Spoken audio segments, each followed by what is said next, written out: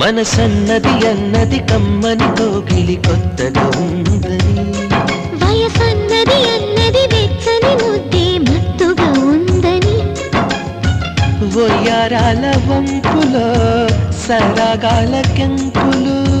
నేనే చేరు వేళలో అధరాల ఆశలు